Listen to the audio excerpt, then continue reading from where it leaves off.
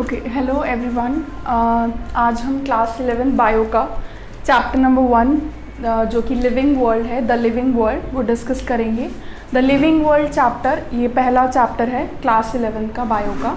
In this chapter we will discuss about the characteristic features of living organism. Like there are few characteristic features which make the living organism as living. So पहले हम उनके बारे में discuss करेंगे. Then we will talk about classification. There are few terms which are related to classification like biological diversity, nomenclature, classification, identification, systematics. So ये कुछ चीज़ें हैं. After that हम लोग इस चैप्टर में आगे टेक्सोनॉमी कीज़ के बारे में, जू, म्यूज़ियम, जूलॉजिकल पार्क, इन सब के बारे में डिस्कस करेंगे. तो आज जो है हम ये पहला चैप्टर स्टार्ट कर रहे हैं. और लिविंग वर्ल्ड में हम सबसे पहले जैसा कि मैंने बताया लिविंग वर्ल्ड, तो दैट मीन्स कि हम we are going to talk about life. So if we talk about life, तो लाइफ क्या है? Life is a aggregate, it is a aggregate of molecules. हम कहते हैं कि लाइफ जो है मॉलिक्यूल से बनी है, और ये जो मॉलिक्यूल्स है ये अपने आप को एक्सप्रेस करते हैं in the form of chemical reactions. All those chemical reactions which occur inside our body, जो भी केमिकल, सारी की सारी केमिकल रिएक्शंस हमारी बॉडी के अंदर होती हैं, उनको हम बोलते हैं मेटाबॉलिक रिएक्शंस. ठीक है. So there are so many reactions that occur inside our body. So life is composed of molecules which express themselves in the form of chemical reactions, and we have a composite term for all these chemical reactions, that is the metabolic reactions. And we also can say that metabolic reactions, or we can say the metabolism. So what is metabolism? Metabolism का purpose क्या है? Metabolism का purpose है it is related to energy. That means या तो ये energy को change करेगा from one form to another, या फिर एनर्जी जो है यूटिलाइज होगी. किसी भी रिएक्शन में एनर्जी यूटिलाइज होगी, कोई भी केमिकल रिएक्शन में, या फिर जो एनर्जी है वो क्या होगी? प्रोड्यूस होगी. Okay. So metabolism is related to energy. In either way the energy will be utilized और प्रोड्यूस, और it will be changed from one form to another. So I was talking about metabolism. अब metabolism जब होता है तो उसमें बनता क्या है? मेटाबॉलिज्म जब भी होता है तो इसमें बायोमॉलिक्यूल्स बनते हैं. ये बायोमॉलिक्यूल्स किसी भी ऑर्गेनिज्म की बॉडी में बहुत सारी इम्पॉर्टेंट लाइफ प्रोसेसेस परफॉर्म करते हैं, जिनको हम कहते हैं ग्रोथ, और वी कैन से डेवलपमेंट या अडेप्टेबिलिटी,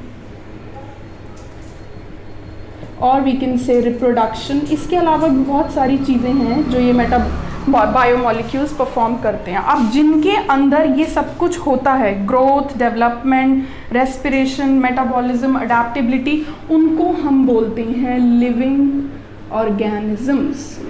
ओके. सो लिविंग ऑर्गेनिजम्स क्या होते हैं? लिविंग ऑर्गेनिज्म वो होते हैं जिनके अंदर ये सारी इंपॉर्टेंट लाइफ प्रोसेसेस होती हैं, जो कि कौन करते हैं? बायोमॉलिक्यूल्स. ये सारे जो लिविंग ऑर्गेनिजम्स हैं, इनके कुछ फीचर्स होते हैं जो इनको लिविंग बनाते हैं. So that we are going to discuss. And if you talk about living organism, तो living organisms are found in a variety of habitats. बहुत ही अलग अलग जगहों पे ये आपको मिलेंगे. मतलब कि हैबिटेट क्या होता है? जहाँ पे कोई एक ऑर्गेनिज्म रहता है, वो जिस जगह में वो सर्वाइव कर रहा है वो उसका हैबिटेट है. तो अगर हम हैबिटेट की बात करें तो living organism can be found in a desert area, in a polar ice cap region, और we can say even in the hot water springs, गर्म पानी के झरनों में, फ्रेश वाटर लेक्स, अलग अलग जगहों पे आपको लिविंग ऑर्गेनिजम्स मिलेंगे. सो this was just the introduction. अब हम पढ़ेंगे लिविंग ऑर्गेनिज्म के कैरेक्टरिस्टिक फीचर्स के बारे में जो इनको लिविंग बनाते हैं. अगर हम बात करें तो हम छोटी क्लास में पढ़ते हैं कि दो तरीके की थिंग्स होती हैं, living things and non living things. तो नॉन लिविंग थिंग्स इसीलिए हैं क्योंकि उनमें वो फीचर्स नहीं है जो लिविंग में पाए जाते हैं. सो ऑब्वियसली कुछ तो इम्पॉर्टेंट फीचर्स हैं जो लिविंग ऑर्गेनिज्म को लिविंग बनाते हैं. That we are going to discuss. So सबसे पहले हम बात करेंगे characteristics of living beings. Fine. तो इसमें सबसे पहला आता है हमारा growth. we have other characteristics as well: growth, reproduction, metabolism, cellular organization, then we have consciousness. ये 4-5 फीचर्स है जो इम्पॉर्टेंट है, एक करके हम सबको डिस्कस करेंगे। ग्रोथ की बात करते हैं। We say that all living organisms grow, सारे के सारे लिविंग ऑर्गेनिजम्स ग्रोथ करते हैं। अब ग्रोथ जो है, ग्रोथ से हमारा मतलब क्या है, what do we mean by growth? So if we talk about growth, so we can define growth in terms of 2 things. सबसे पहला हम बोलते हैं increase in number, and then we say increase in mass. ये जो मास और number है, ये किसका इंक्रीज हो रहा है? ये हम सेल्स की बात कर रहे हैं कि या तो सेल्स का नंबर इंक्रीज होना 1 से 2, 2 से 4, 4 से 8, या फिर सेल्स का मास इंक्रीज होना by cell division. Obviously cells divide करते हैं और उनका नंबर और मास इंक्रीज होता है। सो if a organism is growing, that means in that organism the number of cells or its mass is increasing by the cellular division. Okay, now growth can be of 2 types. हम कह सकते हैं growth external भी होती है और internal भी होती है। अभी मैंने आपसे कहा कि सिर्फ और सिर्फ living organisms ही grow करते हैं, but we have some exceptions as well. And what are those exceptions? If we talk about external growth, तो आपने if I take an example of snow mountain, आपने स्नो माउंटेन देखा होगा। Snow mountain क्या है? Snow से बना हुआ एक माउंटेन। आज इसका साइज़ इतना है, बट आफ्टर फ्यू डेज हम देखेंगे इसका साइज़ कम हो गया, फिर इसका साइज़ बढ़ भी सकता है। सो इसका साइज़ बेसिकली स्नो माउंटेन का जो साइज़ है वो चेंज होता जा रहा है। क्यों? यानी कि ये तो एक लिविंग नॉन लिविंग थिंग है, और इसका जो ग्रोथ हो रहा है वो कभी हो रहा है कभी नहीं हो रहा है, ये इसका साइज चेंज हो रहा है। यहाँ पे जो ग्रोथ हो रही है वो बाहर से हो रही है। यहाँ पे क्या होता है एक्सटर्नल ग्रोथ में? There is a accumulation of material. बाहर से मटेरियल क्या होता है? एक्यूमुलेट होता है सरफेस के ऊपर।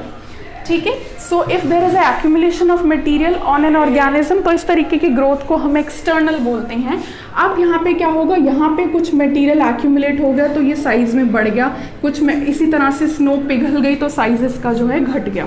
ये हो गई एक्सटर्नल ग्रोथ। इंटरनल ग्रोथ जो है वो लिविंग ऑर्गेनिजम्स में होता है। इसका मतलब कि हमारी बॉडी के अंदर हमारा जो मास है वो इंक्रीज डिक्रीज होगा, या सेल्स का नंबर जो है बढ़ेगा। ठीक है, सो हमारा ग्रोथ जो होता है वो इंटरनल ग्रोथ होता है, एक्सटर्नल नहीं होता है। That means there is an exceptional case कि नॉन लिविंग थिंग्स में ग्रोथ होता है, although it is external, not we can say कि ट्रू ग्रोथ नहीं होता है, एक्सटर्नल ग्रोथ होता है, बट होता है। सो ये हो गया हमारा ग्रोथ के 2 टाइप्स। अगर अब हम बात करें प्लांट्स और एनिमल्स में किस तरीके का ग्रोथ होता है, तो प्लांट्स में अगर हम बात करें तो प्लांट्स में ग्रोथ जो है लिमिटेड नहीं होता है। Plants grow throughout their life, मतलब कि वो अपनी जितना भी उनका लाइफ स्पैन होता है वो पूरे लाइफ स्पैन में ग्रो करते रहते हैं। तो plant grow throughout their life. Okay, but animals में क्या होता है? It is up to only a limited period of time. ठीक है, एनिमल्स में ऐसा नहीं होता है। एनिमल्स ग्रो करते हैं बट सिर्फ कुछ टाइम पीरियड तक, उसके बाद देन दे स्टॉप ग्रोइंग, उसके बाद वो ग्रोथ नहीं करते हैं। सो this was about the growth. अब एक चीज़ आप बार बार पढ़ेंगे जो कि मैं बोलूँगी बार बार, डिफाइनिंग फीचर या डिफाइनिंग कैरेक्टरिस्टिक। तो हम कह नहीं सकते डिफाइनिंग फीचर वो होता है कि जो उस पर्टिकुलर चीज़ को डिफाइन कर रहा है विदाउट एनी एक्सेप्शंस। लेकिन हमने ग्रोथ में पढ़ा कि नॉन लिविंग चीज़ों में भी थोड़ी बहुत ग्रोथ हमें देखने को मिलती है। So we can not say that growth is a defining feature of living organisms. हम ये बोलेंगे that growth is not a defining feature of living beings, although हमें पता है कि सिर्फ लिविंग बींग्स ही ग्रोथ कर सकते हैं, बट नॉन लिविंग का भी एक एग्जाम्पल दिया है, तो ये एक डिफाइनिंग फीचर नहीं है लिविंग बींग्स का। सो this was about the growth. अब हम सेकेंड पॉइंट के ऊपर चलते हैं। सेकेंड पॉइंट हमारा है रिप्रोडक्शन। रिप्रोडक्शन एक बहुत ही इजी टॉपिक है जो हम छोटी क्लास से पढ़ते हुए आते हैं, और हम हमेशा पढ़ते हैं रिप्रोडक्शन के टाइप्स पढ़ते हैं। पहले तो सबसे पहले हमें ये पता होना चाहिए रिप्रोडक्शन होता क्या है, what do we mean by reproduction. So this is the second feature, reproduction. Okay, so what is reproduction? Reproduction का मतलब क्या है? जब कोई भी लिविंग बीइंग अपने जैसे दिखने वाले नए ऑर्गेनिजम्स को जन्म देता है, बर्थ देता है, so that is reproduction. So reproduction is a process of giving birth to young ones similar to itself. अपने जैसे दिखने वाले नए ऑर्गेनिजम्स को बर्थ देने की प्रोसेस को हम रिप्रोडक्शन कहते हैं. It may be of two types. छोटी क्लास में पढ़ा है हम सब ने, asexual and sexual reproduction. What do we mean by asexual reproduction and sexual? बहुत डिटेल में नहीं पढ़ना है, थोड़ा थोड़ा फीचर्स पढ़ना है. एसेक्सुअल में obviously only single parent participate, एक ही पेरेंट पार्टिसिपेट करता है. और सेक्सुअल रिप्रोडक्शन में 2 पेरेंट्स पार्टिसिपेट, और जनरली वो दोनों पेरेंट्स ऑपोजिट सेक्स के होते हैं. One will be male and another will be female. अब क्योंकि यहाँ पे 2 अलग अलग पेरेंट पार्टिसिपेट कर रहे हैं तो इसमें डिफरेंट प्रोसेसेस होंगी. यहाँ पे सिंगल पेरेंट होता है तो इस यहाँ पे कोई गैमीट्स नहीं बनते हैं. नो गैमीट फॉर्मेशन अकर. कोई भी गैमीट्स नहीं बनते हैं, यहाँ पे गैमीट्स बनते हैं. Gamete formation takes place. Male में मेल गैमीट बनेगा, फीमेल में फीमेल गैमीट बनेगा. दोनों में अलग अलग गैमीट्स बनते हैं. अब जब यहाँ गैमीट ही नहीं बन रहे तो गैमीट्स का फ्यूजन भी नहीं होगा. तो यानी कि यहाँ पे जो है क्या होता है, फर्टिलाइजेशन होती है. फर्टिलाइजेशन अकर. ये फर्टिलाइजेशन क्या होता है? फर्टिलाइजेशन का मतलब होता है फ्यूजन ऑफ गैमीट्स. जब 2 अलग अलग गैमीट्स फ्यूज करते हैं, मेल और फीमेल गैमीट, तो उस प्रोसेस को हम बोलते हैं फर्टिलाइजेशन. जब इनमें कोई गैमीट ही नहीं बन रहा तो ऑब्वियसली यहाँ पे कोई फर्टिलाइजेशन भी नहीं होगा. एसेक्सुअल रिप्रोडक्शन से कोई भी वेरिएशन प्रोजेनी में नहीं आता है. Sexual reproduction induces variation among the progeny. ये इसमें कुछ चेंजेस लाता है प्रोजेनी में. सो this is just an intro about asexual and sexual type of reproduction. Although it is not important over here. हमें यहाँ पे क्या पढ़ना है कि अब जो एसेक्सुअल रिप्रोडक्शन होता है वो काफ़ी तरीके का होता है. अगेन इसके काफ़ी टाइप्स होते हैं. सबसे पहला टाइप जैसे कि हम बोल सकते हैं फ्रैगमेंटेशन, बडिंग, बाय स्पोर्स. तो अलग अलग तरीके हैं, और भी बहुत मेथड है, थोड़े बहुत डिस्कस कर लेते हैं. बाय स्पोर्स एसेक्सुअल रिप्रोडक्शन तरीके का पहला एक तरीका है स्पोर्स के ज़रिए जब नए इंडिविजुअल्स बनते हैं. ये जनरली होता है बहुत सारी फंजाई में, बहुत सारी एल्गी में. ये स्पोर्स क्या होते हैं? स्फेरिकल स्ट्रक्चर्स होते हैं, गोल गोल स्ट्रक्चर्स जो इन्हीं प्लांट बॉडीज़ के अंदर बनते हैं.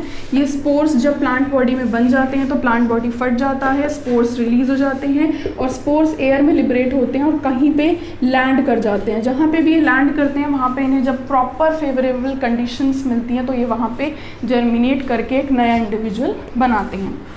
इसके अलावा by fragmentation, by spores, by fragmentation, ये सेकंड मेथड है. फ्रैगमेंटेशन किस में होता है? सबने प्लेनेरिया के बारे में पढ़ा होगा. प्लेनेरिया जो है एक फ्लैट वॉर्म है. फ्लैट वॉर्म्स के बारे में ज़्यादा डिटेल में हम चैप्टर नंबर 4 में पढ़ेंगे, मैं बहुत डिटेल में नहीं बता रही. फ्रैगमेंटेशन में क्या होगा? किसी भी इंडिविजुअल की बॉडी का कोई भी एक फ्रैगमेंट आगे जाकर नया एक पूरा इंडिविजुअल बना सकता है. सो दिस इज फ्रैगमेंटेशन. ये एक एसेक्सुअल तरीका है. Bye budding. बडिंग भी एक तरीके का एसेक्सुअल रिप्रोडक्शन है. ये किस में होता है? जैसे कि यीस्ट में, हाइड्रा में, बहुत में होता है. ये यीस्ट में क्या होता है? एक ये यीस्ट का बॉडी है. बाहर की तरफ सबसे पहले एक आउटग्रोथ देखने को मिलता है. आउटग्रोथ ग्रो होती है, जो न्यूक्लियस होता है पहले इसमें नहीं होता है. यही न्यूक्लियस डिवाइड होकर ऊपर भी चला जाता है. ये जो है बाहर की तरफ जो ग्रोथ हुई है इसको हम बड कहते हैं. This bud grows in size and then it becomes adult and when it becomes adult it detaches from the parent body. जब ये बड़ा हो जाता है पेरेंट बॉडी से अलग हो जाता है and then it becomes the adult yeast. तो एक नया इंडिविजुअल बन गया बड से. So this is budding. So ये सेक्सुअल रिप्रोडक्शन के ये जो हैं हमारे तरीके हैं. अच्छा, अब आपको पता होगा कि 2 तरीके के ऑर्गेनिजम्स होते हैं, यूनिसेलुलर एंड मल्टीसेलुलर. यूनिसेलुलर में मतलब वो होते हैं जिनकी बॉडी में सिर्फ एक ही सेल होता है. मल्टीसेलुलर में दोज जिनकी बॉडी में एक से ज़्यादा सेल होते हैं. यूनिसेलुलर में जैसे कि अमीबा बहुत ही अच्छा एग्जाम्पल है, हम यही बार बार पढ़ते हैं. अमीबा की बॉडी में एक ही सेल है. तो यहाँ पे मेरे को ये बताना है कि जो अमीबा है In unicellular organism, growth and reproduction are synonymous terms. When we say synonymous, इसका मतलब दोनों सेम. अब देखो ग्रोथ होगी तो इसका मतलब ये एक से कितने बन जाएंगे, 2 सेल बन जाएंगे. रिप्रोडक्शन का भी यही मतलब होता है कि नंबर इंक्रीज हो गया. तो यूनिसेलुलर ऑर्गेनिजम्स में ग्रोथ और रिप्रोडक्शन को टर्म्स को हम इंटरचेंजेबल होती हैं, एक साथ यूज कर सकते हैं, दोनों ऑलमोस्ट सेम होती हैं. मल्टी सेलुलर में reproduction is different and growth is different. Okay, so this was all about the reproduction. लेकिन आपको अब हमें पता है that all living organisms reproduce, सारे लिविंग ऑर्गेनिज्म रिप्रोड्यूस करते हैं, but again there are exceptions. कुछ एक्सेप्शंस हैं, यानी कुछ ऐसे लिविंग ऑर्गेनिजम्स हैं जो रिप्रोड्यूस नहीं करते हैं. So first is mule. What is a mule? Those who don't know I can tell. Mule क्या होता है? जब एक फीमेल हॉर्स और एक मेल डोंकी आपस में कॉपुलेट करते हैं तो म्यूल प्रोड्यूस होता है. म्यूल हिंदी में खच्चर जिनको बोलते हैं. So these are sterile organism, they do not reproduce at all, ये कभी रिप्रोड्यूस नहीं करते हैं. इसके अलावा वर्कर बीज, सबने हनी बीज देखी है. हनी बीज में भी अलग अलग डिवीजन होता है, कुछ क्वींस होती हैं, कुछ वर्कर बीज होती हैं. So only the queens participate in the reproduction. Worker bees कभी भी रिप्रोड्यूस नहीं करती हैं. इसके अलावा there are so many couples who are infertile. बहुत से ऐसे लोग हैं जो इनफर्टाइल हैं because of so many reasons they are unable to reproduce. So we can say that there are so many exceptional cases living organisms में भी जो reproduce नहीं करते हैं. So again I told you कि जिस भी feature में exceptions देखने को मिलेंगे वो एक defining feature नहीं हो सकता. So again growth की तरह reproduction is also not a defining feature. It is also not a defining feature of living organisms. Okay? क्योंकि डिफाइनिंग फीचर वही होगा जिसमें कोई भी एक्सेप्शंस नहीं होंगे. सो this was all about the reproduction. अब हम तीसरे पॉइंट पे चलते हैं जो कि हमारा है मेटाबॉलिज्म, जिसके बारे में थोड़ा सा मैंने स्टार्टिंग में भी बताया था. No doubt metabolism is a defining feature of living organism. मतलब सभी के सभी लिविंग ऑर्गेनिजम्स में मेटाबॉलिज्म होगा ही होगा. ऐसा कोई भी लिविंग ऑर्गेनिज्म नहीं है जिसमें मेटाबॉलिज्म नहीं होता. इसमें कोई एक्सेप्शंस नहीं होती हैं. So metabolism is a defining feature of all the living organism. तो सबसे पहले हम पता करते हैं कि मेटाबॉलिज्म होता क्या है. इसको डिफाइन करते हैं the sum total of all the chemical reactions occurring inside a living organism.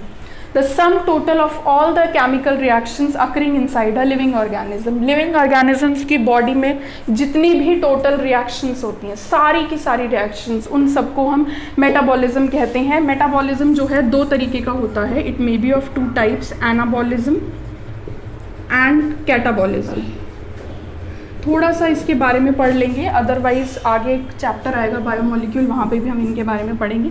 But let's talk about little bit about it. So what is anabolism and what is catabolism? Anabolism एक constructive process होता है, जबकि catabolism एक destructive process है. As the name suggest, जैसा कि नाम से पता चल रहा है, कंस्ट्रक्टिव जो कोई नई चीज़ बना रहा है. सपोज ए और बी ने रिएक्ट करके क्या बना लिया, ए बी. डिस्ट्रक्टिव मतलब जो टूट रहा है, डिस्ट्रक्ट हो रहा है, मतलब ए बी एक रिएक्टेंट है जो टूट गया, ए और बी अलग अलग में, तो यहाँ पे टूट गया. जब भी कोई चीज़ बनती है तो उस चीज़ में एनर्जी की ज़रूरत पड़ती है. So over here energy is required. यहाँ पे जब कोई चीज़ टूटती है तो एनर्जी रिलीज होती है. सो यहाँ पे क्या होता है, एनर्जी इज़ रिलीज्ड. ओके, जहाँ एनर्जी की रिक्वायरमेंट होती है ऐसी रिएक्शंस को हम बोलते हैं एंडोथर्मिक. जहाँ एनर्जी निकलती है उनको हम बोलते हैं exothermic. So this is just a difference between anabolism and catabolism. 2 तरीके की रिएक्शंस होती हैं जो कुछ बनाती हैं और जो किसी प्रोडक्ट में टूट जाती हैं. सो this is about metabolism. All the living organisms show metabolism. सबके अंदर मेटाबॉलिज्म होता ही होता है, सारी की सारी रिएक्शंस होती हैं. यहाँ पे एक वर्ड और हम पढ़ लेते हैं, in vitro and in vivo. In vitro क्या होता है? इन विट्रो का मतलब होता है इनसाइड द बॉडी. ठीक है। In vivo outside the body, तो जो रिएक्शंस बॉडी के अंदर होती हैं वो इन विट्रो, जो बाहर होती हैं वो in vivo. Fine, so this was about metabolism, so it is a defining feature of living organisms. तो ये तीसरा पॉइंट हो गया। चौथा पॉइंट हमारा है cellular organization. Again it is also a defining feature of all the living organism. Cellular organization से हमारा मतलब क्या है? Fourth, cellular organization. Cellular organization मतलब कि जितने भी लिविंग ऑर्गेनिजम्स हैं वो सेल से मिलकर बने हैं। All the living organisms are composed of cells, और सेल्स जो हैं बेसिक यूनिट होता है of all the living organism. किसी भी लिविंग ऑर्गेनिज्म की बॉडी का बेसिक यूनिट क्या होता है? सेल। जैसे एक वॉल है वो ब्रिक से बनता है, ब्रिक पूरा मिलके एक वॉल बनेगा। सिमिलरली सेल्स मिलके पूरा एक ऑर्गेनिज्म बनाते हैं। Now an organism can be of two types on the basis of cells, कि किसी एक ऑर्गेनिज्म में कितने सेल्स प्रेजेंट है, इस बेसिस पर ऑर्गेनिज्म यूनिसेलुलर होंगे या मल्टी सेलुलर। जिनमें एक ही सेल है पूरी बॉडी में वो यूनिसेलुलर।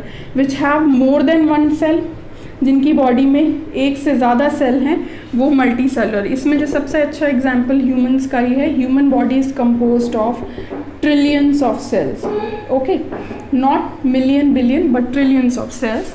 वन सेल का तो बहुत सारे एग्जाम्पल हैं, like amoeba, paramecium, yeast, they all are unicellular. तो इनकी बॉडी में एक ही सेल सारे फंक्शन परफॉर्म करेगा, growth, development, production, digestion, excretion, everything will be performed by only one cell.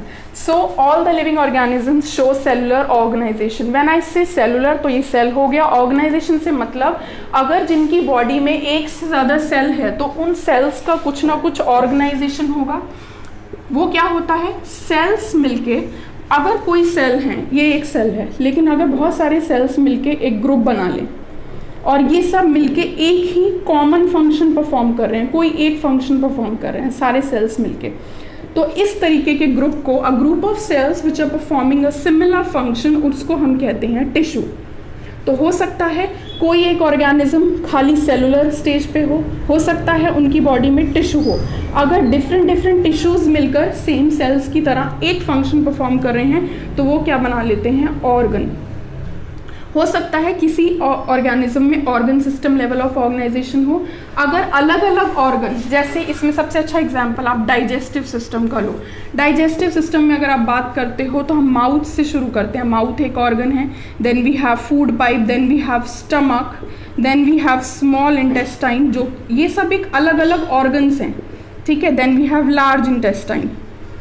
तो ये जब अलग अलग ऑर्गन्स मिलकर एक साथ एक कोऑर्डिनेटेड वे में काम कर रहे हैं एक पर्टिकुलर फंक्शन परफॉर्म करने के लिए, जो कि क्या है? डाइजेशन। तो जब डिफरेंट ऑर्गन्स मिल के एक साथ काम करते हैं कोऑर्डिनेटेड वे में एक to perform a similar function, उसको हम बोलते हैं ऑर्गन सिस्टम।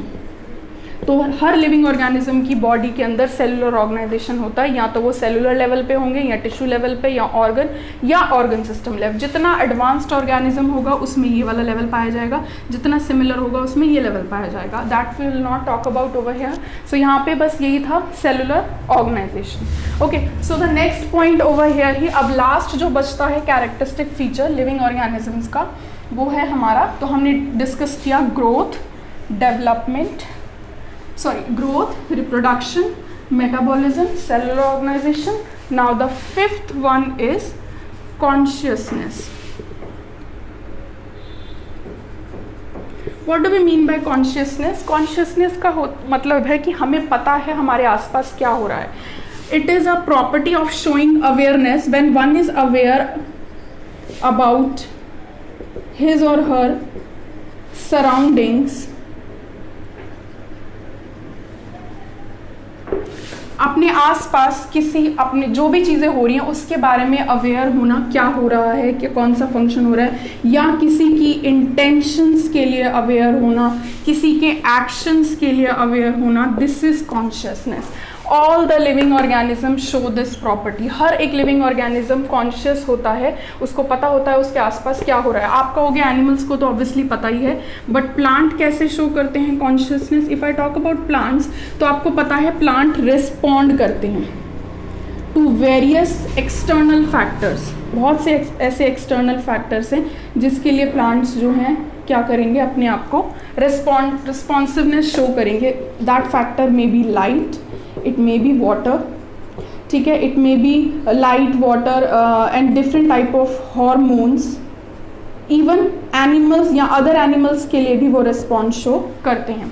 तो ये डिफरेंट तरीके के फैक्टर्स हैं, एक्सटर्नल फैक्टर्स हैं. अब प्लांट्स वैसे हार्मोन्स खुद भी बनाते हैं, तो ये इनकी बॉडी का हिस्सा है, बट ये सारे जो फीचर्स हैं ये इनको बाहर से मिल रहे हैं, लाइट, वाटर, एनिमल्स. तो आपको पता होता है एक वर्ड होता है फोटो पीरियड. फोटो पीरियड क्या होता है? फोटो मतलब होता है, इसको आप तोड़ दो वर्ड्स में. फोटो मीन्स होता है लाइट एंड ऑब्वियसली पीरियड मतलब द टाइम स्पैन, जितनी टाइम के लिए उसको लाइट मिल रहा है. तो किसी प्लांट को कितनी देर के लिए लाइफ फोटो पीरियड मिल रहा है, कितनी देर के लिए लाइट मिल रही है, उसी के बेसिस पर उसमें डिसाइड होगा कि उसमें फ्लावरिंग कब होगी. तो यानी कि ये एक फैक्टर है यहाँ पे लाइट, जो ये डिसाइड कर रहा है कि उस प्लांट में फ्लावरिंग कब होगी, कैसे होगी. सो प्लांट इस लाइट के लिए रिस्पॉन्स शो कर रहा है. तो ये क्या हो गया एक्सटर्नल फीचर. इसका मतलब प्लांट्स भी कॉन्शियस हैं, वो भी किसी फैक्टर्स को लेकर कॉन्शियसनेस शो करते हैं. इसके अलावा एक और फीचर हम ले लेते हैं, mimosa pudica. Touch me not इसको बोलते हैं हम. टच मी नॉट कहते हैं, जो छुई मुई का पौधा होता है उसको आप टच करते हो तो उसकी लीव्स जो हैं नीचे को कर्ल हो जाती हैं. तो यानी कि यहाँ पे एनिमल्स के टच से जो प्लांट है रिस्पॉन्ड कर रहा है. सो this is consciousness. So all the living organisms show consciousness, वो अवेयर होते हैं उनके आसपास क्या हो रहा है. एनिमल्स का एग्जाम्पल दे लो. एनिमल्स को आप एक निडल प्रिक कर रहे हो, निडल प्रिक करोगे तो ऑब्वियसली वो कोई ना कोई रिस्पॉन्स शो करेंगे, तो वो कॉन्शियसनेस दिखाते हैं. बट एक चीज़ हमें यहाँ पे डिस्कस करनी है कि ह्यूमंस, जो ह्यूमन होते हैं, human is the only organism, living organism जो कि सेल्फ कॉन्शियसनेस शो करता है. सेल्फ कॉन्शियसनेस का मतलब ह्यूमन बींग्स को पता होता है कि किसी दूसरे ऑर्गेनिज्म की क्या इंटेंशंस हैं, वो क्या सोच रहा है, क्या करने वाला है, तो वो उसी के अकॉर्डिंग अपने एक्शंस को कंट्रोल कर लेता है. तो ह्यूमन बींग सेल्फ कॉन्शियस है. एनिमल्स में ऐसा नहीं होता है. सपोज आपको पता है किसी का मूड खराब है तो आप उसी के अकॉर्डिंग एक्ट करोगे, बट एनिमल्स क्या उन्हें ऐसा पता होता है? Not all of them. So animal को हम नहीं कह सकते कि वो इतनी ज़्यादा सेल्फ कॉन्शियस हैं, but humans are the only ones which are self consciousness. तो ये 5 प्रॉपर्टीज़ हैं लिविंग ऑर्गेनिजम्स की, जिनको हम बोल सकते हैं कि उनके कैरेक्टरिस्टिक फीचर्स हैं. So we have discussed them all, यानी growth, reproduction, metabolism, cellular organization and consciousness. These are the characteristics which are found in the living beings. So metabolism, cellular organization and consciousness, ये तीनों तो defining features हैं living beings के. Growth and reproduction में कुछ exceptions भी हैं. So now we will talk about our next